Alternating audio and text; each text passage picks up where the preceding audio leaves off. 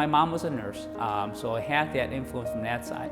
And I had a grandparent, one had a severe stroke, and I remember watching him at a young age. So this was the one field that was challenging in terms of intellectually, but at the same time, you had an opportunity to help people.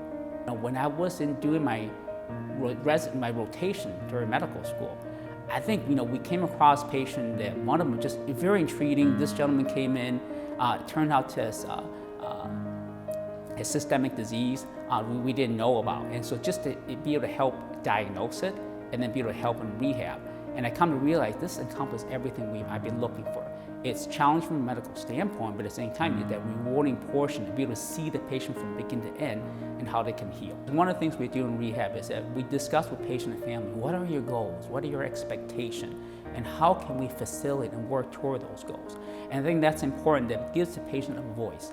I think all too often, I think patients over the years have felt that they're being told what we'll be doing, versus in this case, we're kind of work together, that we're there to help the patients.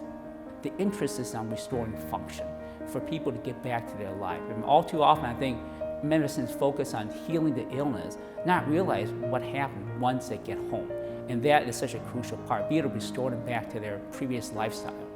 As far as our field goes, you see it kind of expanding into things we're involved in, and in terms of what we're being able to take on and the technology that's involved in now. One of the things that interests me in particular is, a lot of the orthotic equipments, the prosthetic equipments, and seeing the electronics in terms of us being able to help a patient, and also the research in terms of regenerative medicine. So I think there's a lot that's going to be applicable for rehab.